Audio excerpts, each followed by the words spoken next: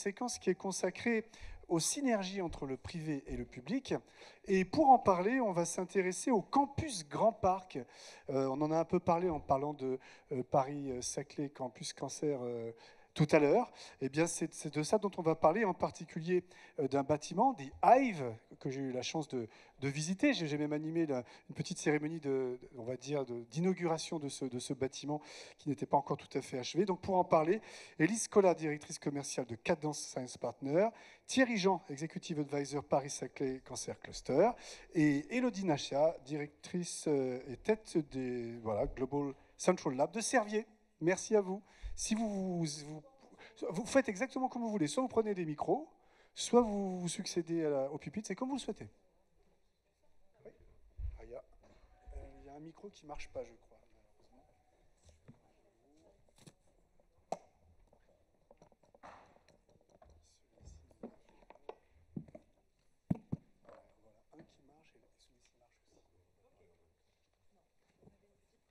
Vous avez une petite présentation? Alors, est-ce que c'est parti? Alors, on va quand même vous donner le... Non, attendez, je vais vous donner la télécommande. Bougez pas. Le gros bouton, c'est pour avancer, le petit pour reculer et ça pour pointer. Eh ben, tenez. Bonjour à tous. Ah, magnifique. Comme ça, je n'ai pas besoin de me retourner, c'est beaucoup mieux. Bonjour à tous. Donc, Élise Collat, effectivement, je suis en charge du développement commercial de Cadence Science Partner. Et avant de se lancer dans la présentation de Campus Grand Parc, qui j'espère va être éclairante, je vais quand même me présenter rapidement et surtout présenter Cadence. Donc, Cadence, on est effectivement un opérateur immobilier dédié au life science. Donc, concrètement, qu'est-ce qu'on fait? On construit des immeubles de laboratoires et de bureaux sur des formats qui sont locatifs pour des entreprises de la biotech un peu partout en Europe. Donc on est présent dans plein de campus universitaires et ce qu'on fait, c'est que traditionnellement, on vient combler la brique entre l'académique et l'industriel pour permettre à des entreprises en croissance d'avoir des espaces techniques pour se développer. Et donc, on fait ça aussi en France, où on a 2 campus sur lesquels on se développe. Paris-Saclay, où on a un immeuble en cours de construction en face de Servier, mais ce n'est pas mon sujet d'aujourd'hui. Et Campus Grand Parc, dont je vais vous parler maintenant. Alors, Campus Grand Parc, c'est ce quartier qui est en train de sortir de terre au niveau de la station de métro Villejuif-Gustave-Roussy.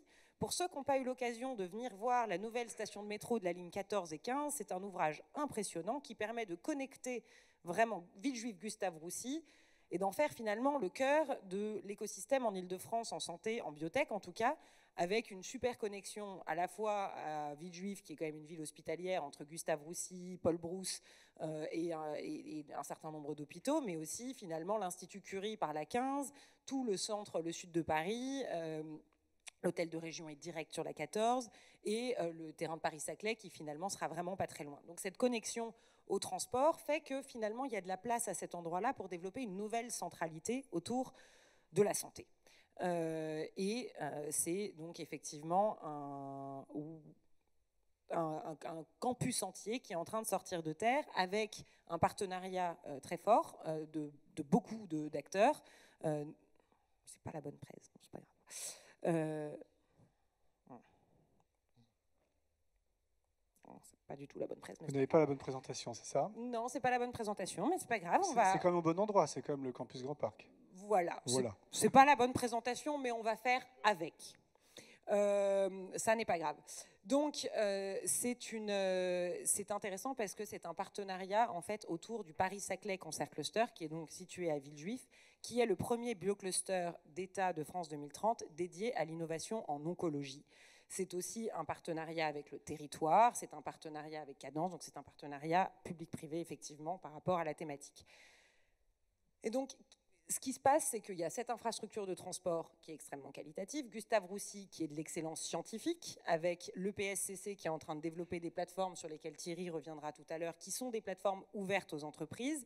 Il y a un projet de développement immobilier, et finalement, il n'est pas si mal cette presse, qui est en cours avec à terme 250 000 m² dédiés à la R&D.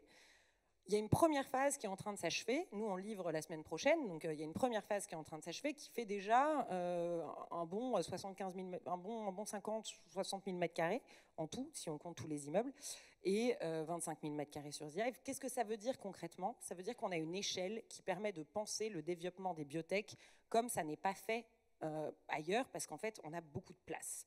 Et donc, on peut se poser la question, surtout dans un contexte où elles sont globalement... Enfin, s'il y a des biotech dans la salle où elles ont des difficultés de financement, de comment est-ce qu'on peut les accompagner dans leur phase de développement entre l'académique et l'industriel. Et donc, c'est ce qu'on fait collectivement avec plusieurs produits qu'on est en train de développer. Donc, il y a l'excellence scientifique d'une part.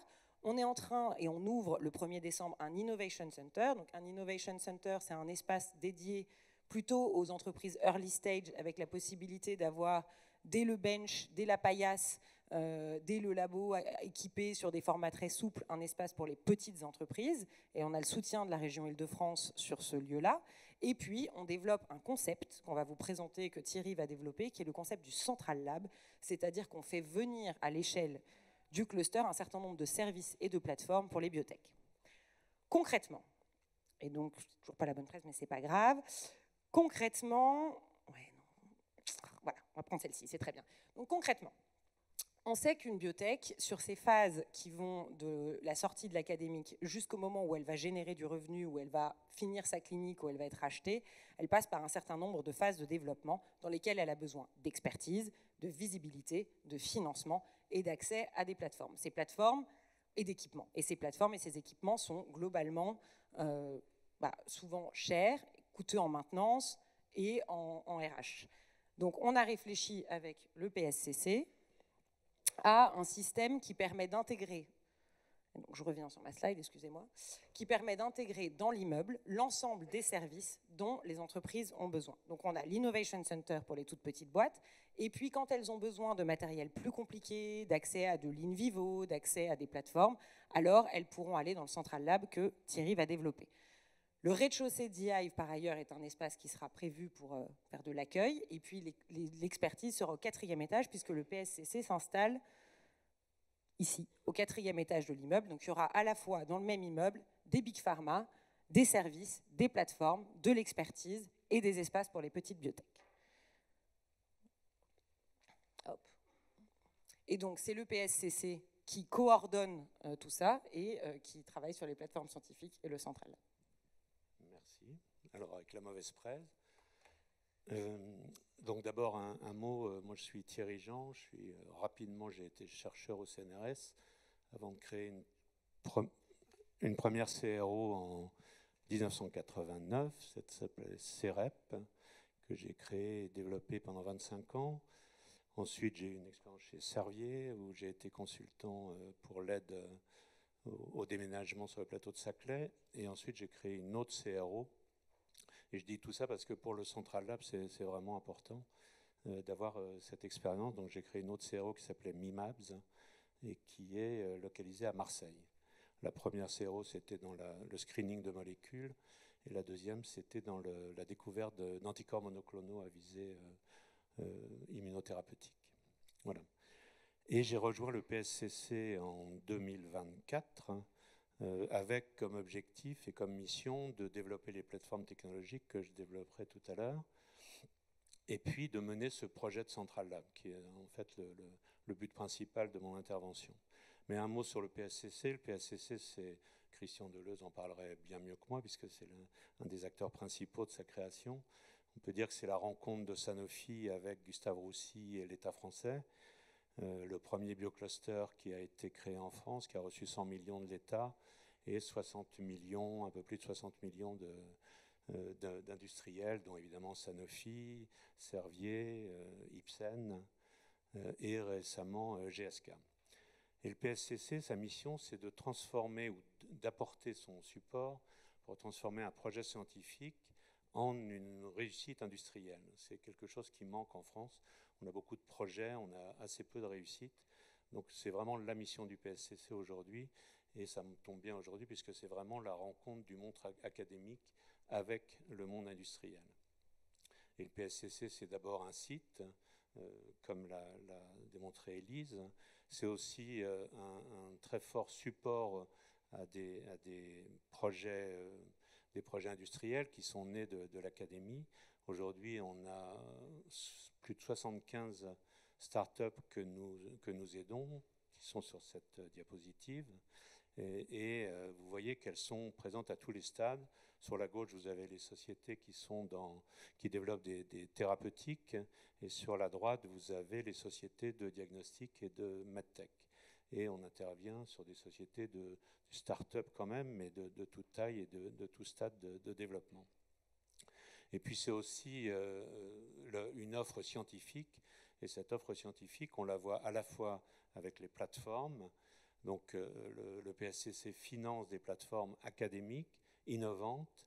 Vous en voyez ici quelques-unes, enfin toutes celles qui sont aujourd'hui approuvées et financées par le PSCC, que ce soit déposées par Gustave Roussy, par la PHP, même la PHM ou l'Institut Curie.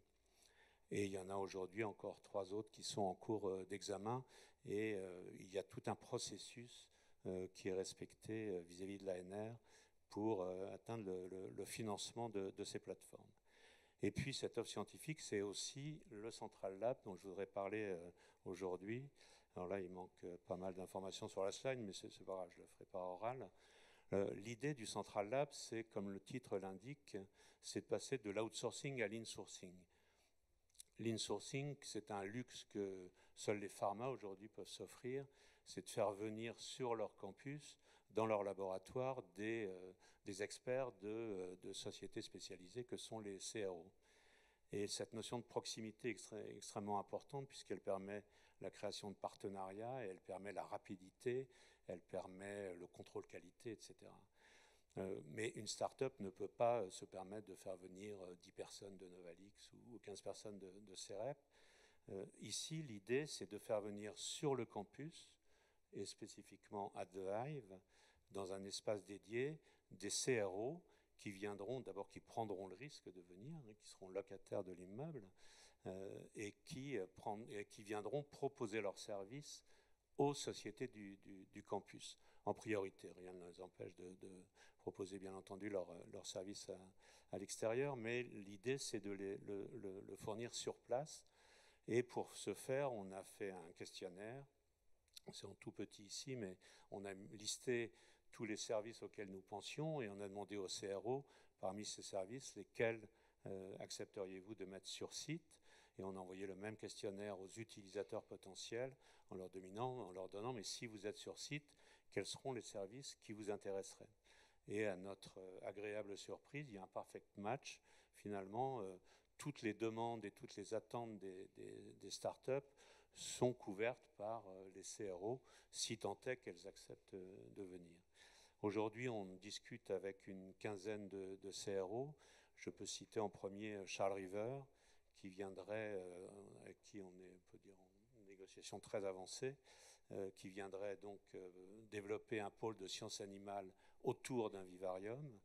Mais pas que Charles River. On a par exemple Novalix, on a Explicite, on a Genevolution, GenXMap, on a Gilson, on a Sartorius, on a Abelite aussi.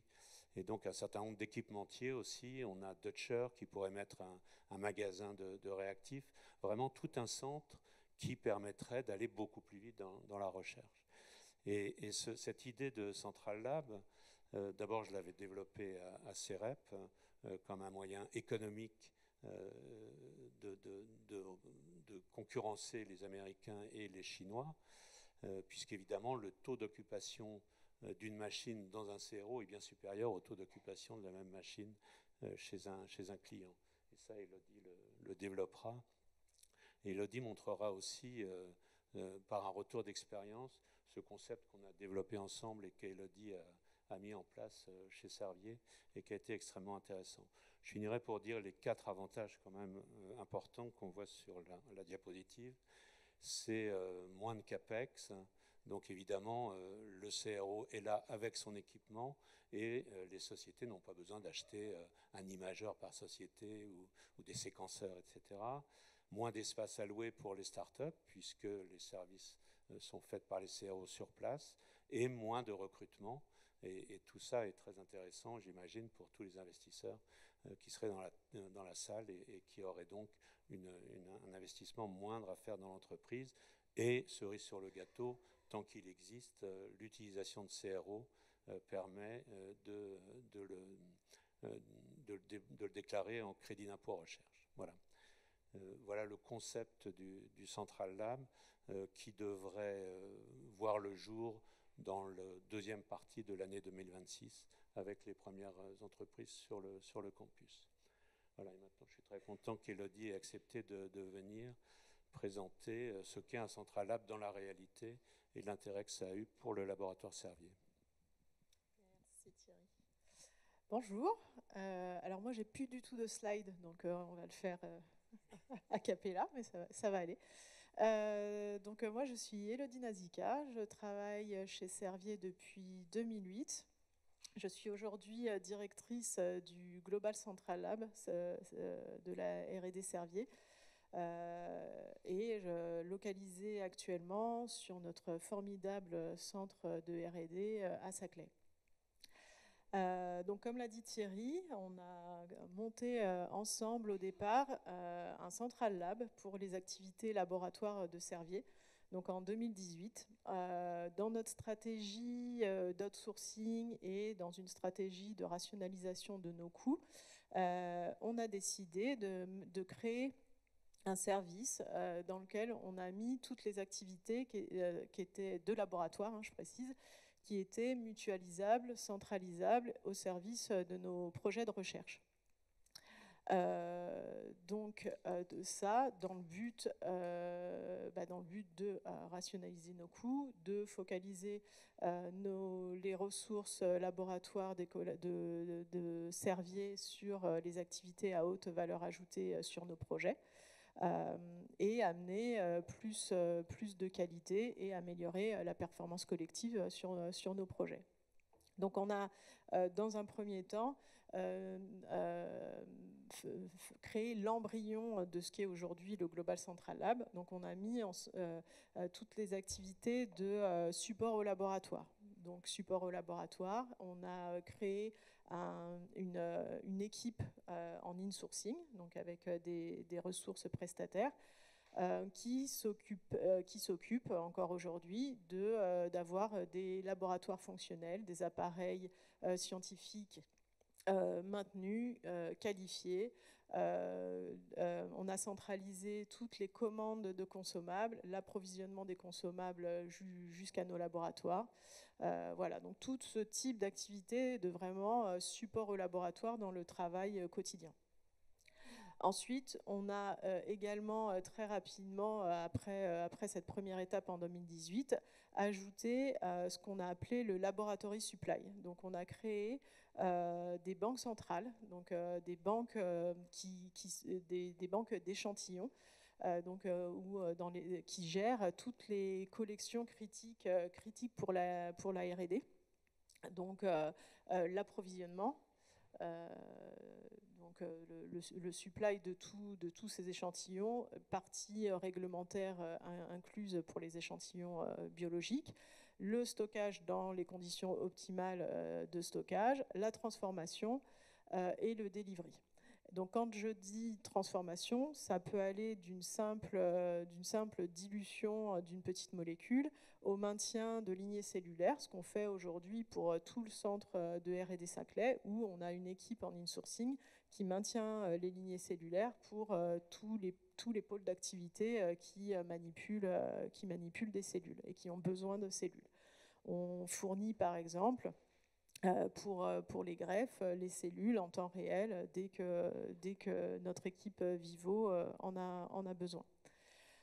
Donc ça, c'est les banques centrales. On a un service qu'on appelle MediaPrep, qui est là pour fournir tous les tampons, milieux, sérums, voilà, tout ce qui est liquide et qui va rentrer dans un test pharmacologique, donc jusqu'au laboratoire. Comme je n'ai pas mes slides, j'espère que je n'en oublie pas. On a aussi des activités de screening et de profiling, donc qu'on a décidé stratégiquement d'insourcer et de ne plus faire en interne. Et au lieu de les outsourcer, pour certains projets, il nous apparaît plus pertinent de les garder en interne pour avoir plus de flexibilité sur nos projets, pouvoir intégrer les résultats directement dans notre base de données, que ce soit avec permettre de rentabiliser nos appareils que nous avons achetés, etc. Et donc aujourd'hui, très récemment, on a fait évoluer encore davantage ce modèle et on a ajouté, avec l'expérience, on s'est aperçu que l'expertise scientifique dont Élise et Thierry parlaient était nécessaire aussi au sein du Global Central Lab Servier. Et donc on a ajouté cet input scientifique avec une équipe qui est plus proche de nos projets thérapeutiques et qui apporte toute cette dimension expertise qui était nécessaire, mais toujours en interne dans cette plateforme insourcée.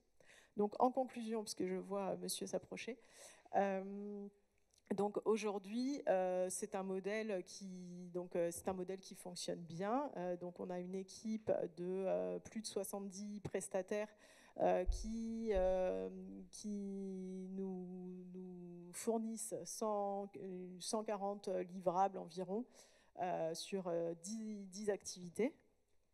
Et donc voilà, c'est vraiment un succès qui apporte performance à nos projets de recherche au service des patients.